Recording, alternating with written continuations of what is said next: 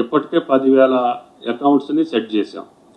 ఎందుకంటే అధికారులు ఈ ప్రయత్నంలో ఉన్నారు కాబట్టి రేపు 2 లక్షల రుణమాఫీ అయిపోయిన తర్వాత వాళ్ళకి అధికారికంగా మా కింద అధికారులకు ఇచ్చి ఏ బ్యాంకులో మనకు వచ్చినటువంటి లిస్టులో ఇంకెంతమంది రైతులకి రుణమాఫీ జరగాలో అది జరిపించేటటువంటి బాధ్యత వ్యవసాయ శాఖ తీసుకున్నది. కాబట్టి ఎవరికి అపోహలు అక్కర్లేదు, దాని మీద ఆందోళన కూడా అవసరం లేదు. కాబట్టి ఆందోళన చెందేటటువంటి పార్టీలకు కానీ పెద్దలకు కానీ మీ హయాంలో కానీ ఇప్పుడు అధికారంలో ఉన్నటువంటి కేంద్ర ప్రభుత్వం కూడా వీటి గురించి పట్టించుకోకుండా, వీటి గురించి ఆలోచన చేయకుండా దీంట్లో కోడిగుడ్డు మీద ఏకల బీకాలనుకుంటే అది మీకు సాధ్యం కాదు అని చెప్పి కాంగ్రెస్ పార్టీ ప్రభుత్వం చెప్పదలుచుకుంది.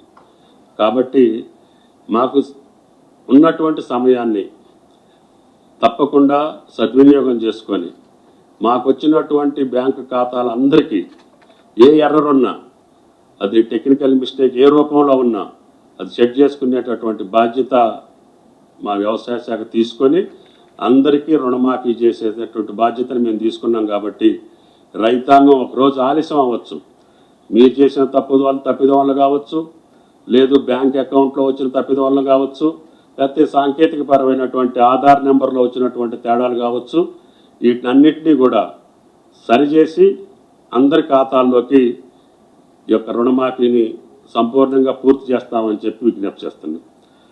రెండోది, వీలైతే ముఖ్యమంత్రి గారు 14న మళ్ళీ రాష్ట్రానికి వచ్చే అవకాశం ఉంది. స్వాతంత్ర దినోత్సవం రోజున వైరాలో, అంటే ఆ రోజున గోదావరి జలాలు కూడా ఖమ్మం జిల్లాకి విడుదల చేసే సందర్భాన్ని పురస్కరించుకొని ముఖ్యమంత్రి గారి సభలో ఈ యొక్క 2 లక్షల రుణమాఫీని కూడా అనౌన్స్ చేయించాలనేది ప్రభుత్వం యొక్క కోరిక.